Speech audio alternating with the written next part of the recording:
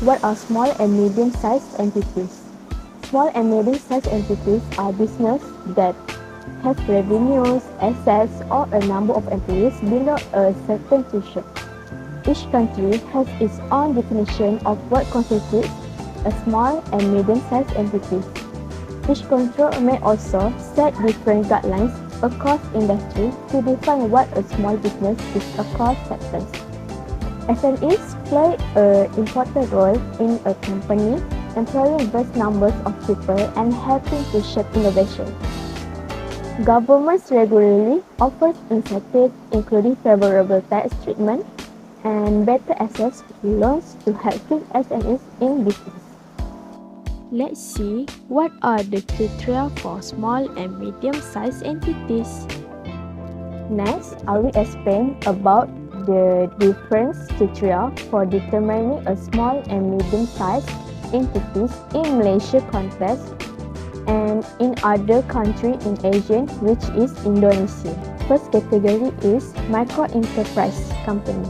For the company in Malaysia, the company needs to fulfill the criteria for sales turnover of less than 300,000 ringgit Malaysia or have less than 5 full-time employees. First, with Indonesia, the company Indonesia need to fulfill maximum net assets of Indonesia rupiah 50 million, not including the land and buildings, or maximum annual revenues of 300 million Indonesia rupiah.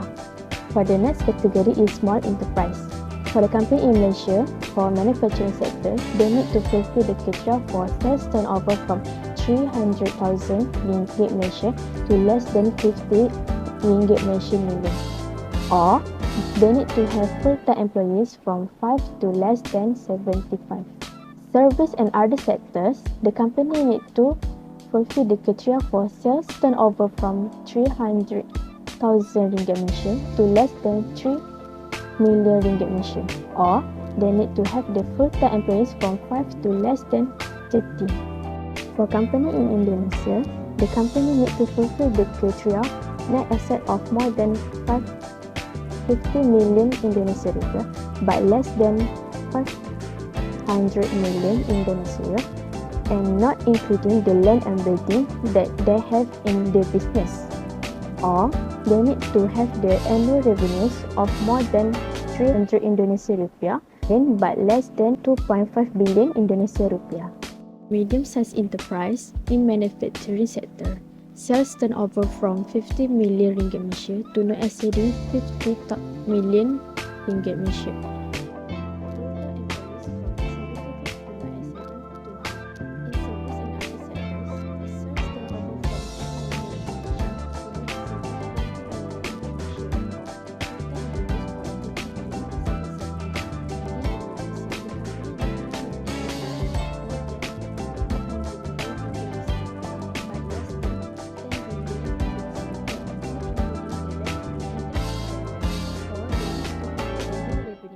Of more than 2.5 billion Indonesia rupiah but less than 50 billion Indonesia rupiah. Next, let's discuss 3 examples of the most frequent asked questions about the SMEs. The first question is, what business should I choose?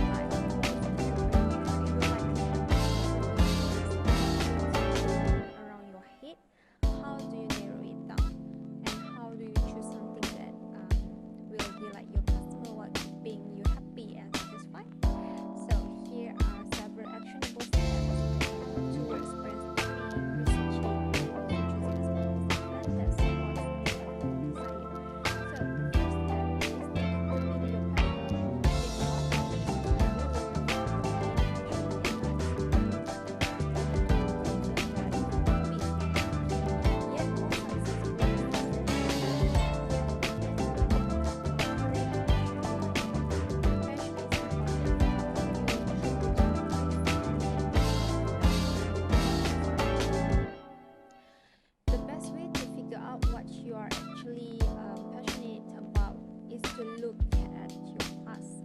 Here are some questions to work with.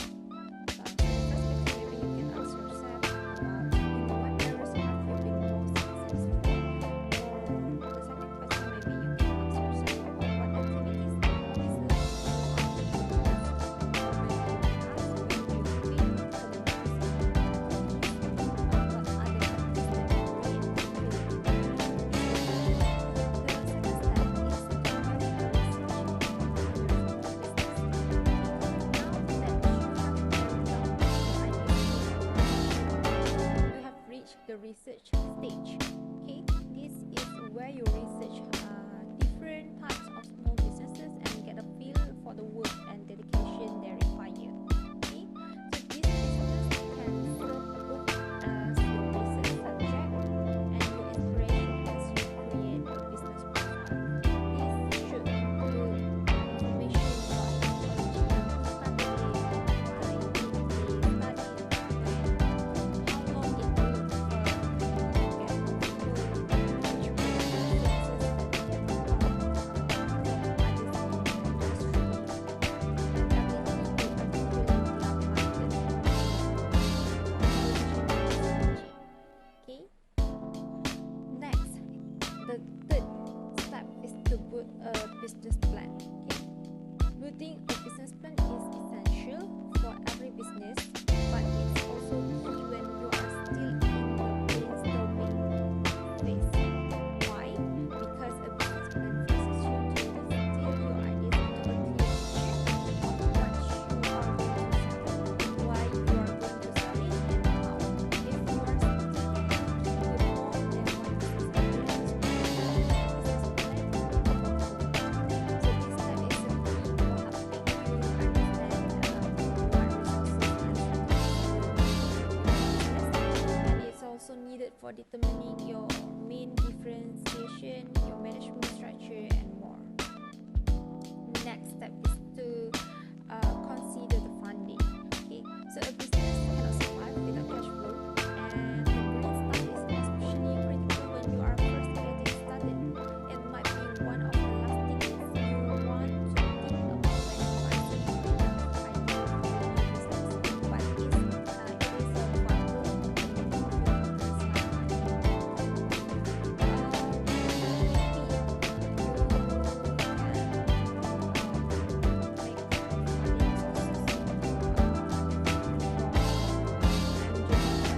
company's funding, venture capital, and the small business lender. Okay.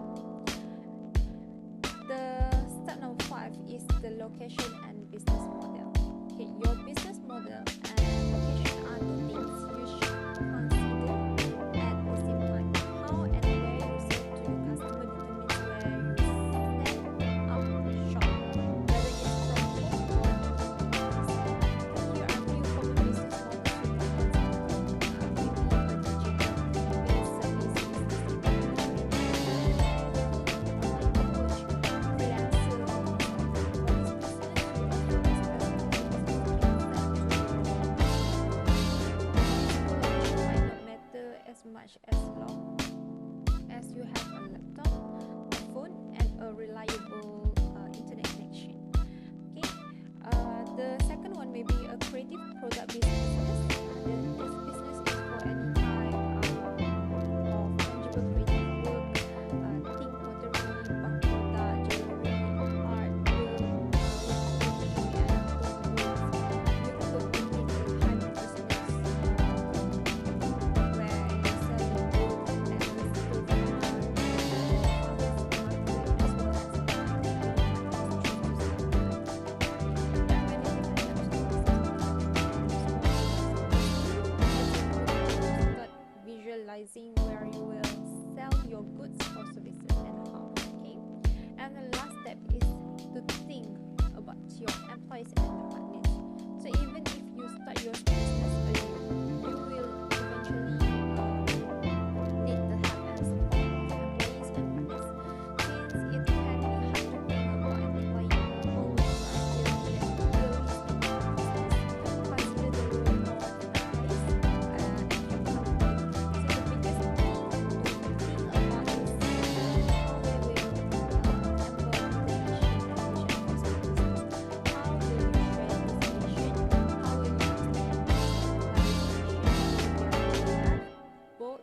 at work and at home.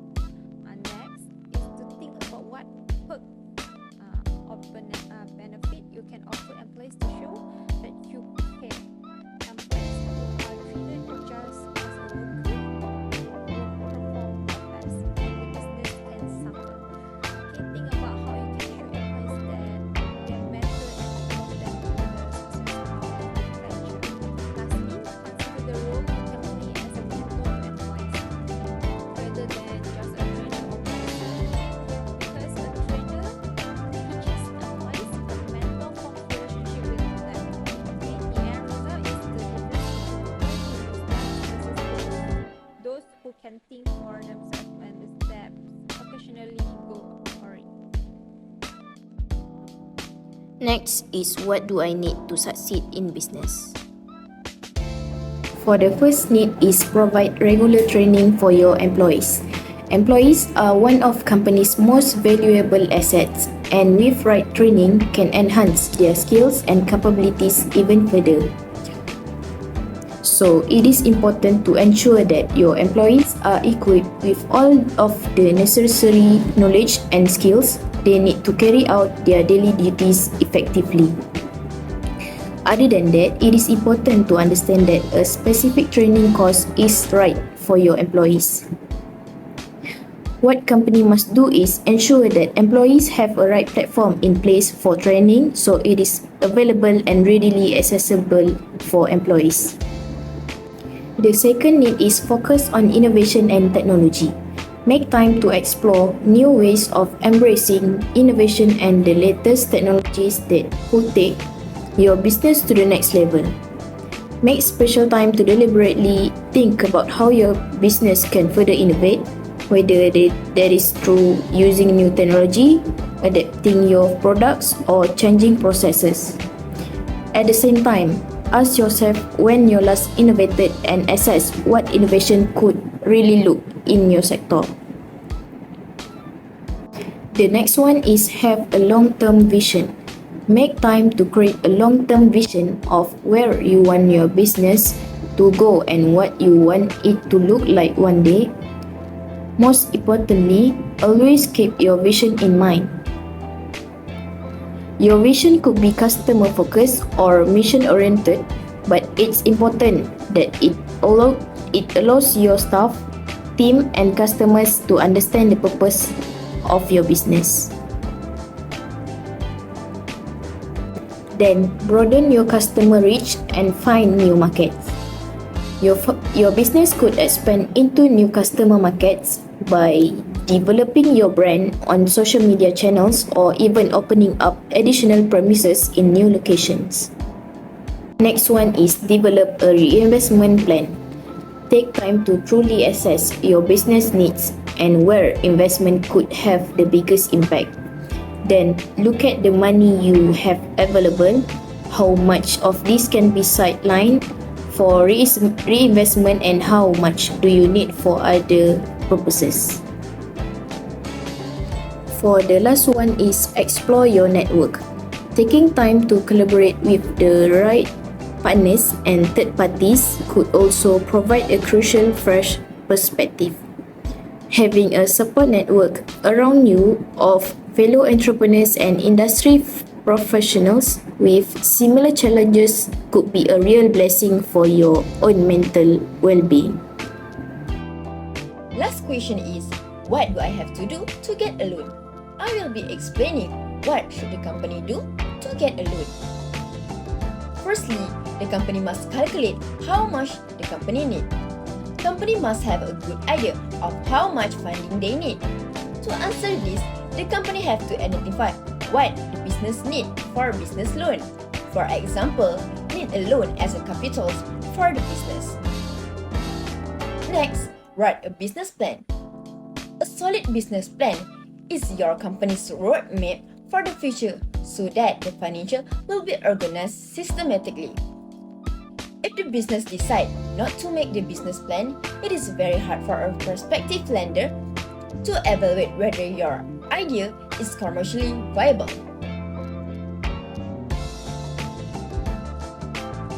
Third, you need to consider repayment terms.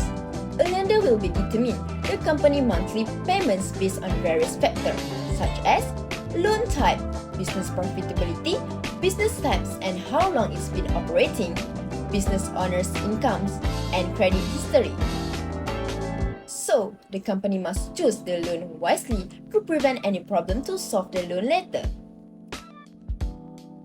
Next, discuss with the financial advisor.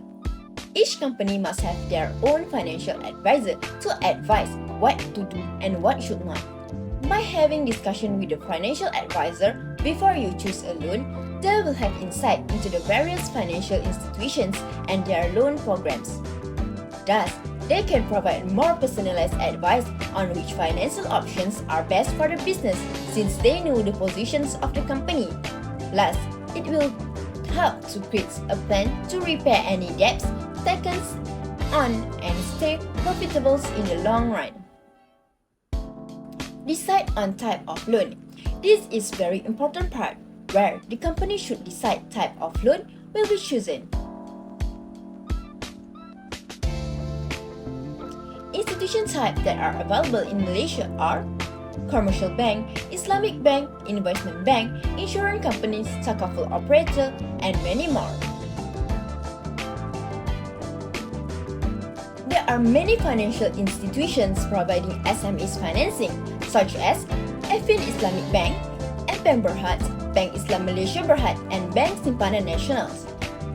The company have to choose based on the ability of the company.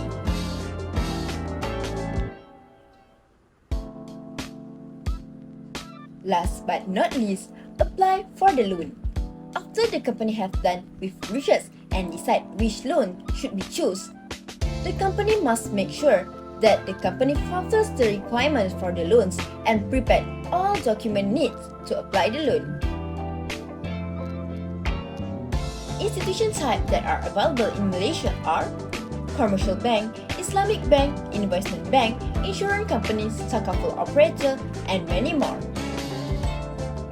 There are many financial institutions providing SMEs financing such as Affin Islamic Bank, Bank Berhad, Bank Islam Malaysia Berhad, and Bank Simpanan Nasionals. The company have to choose based on the ability of the company. Last but not least, apply for the loan. After the company have done with research and decide which loan should be chosen, the company must make sure that the company fulfills the requirements for the loans and prepare all document needs to apply the loan.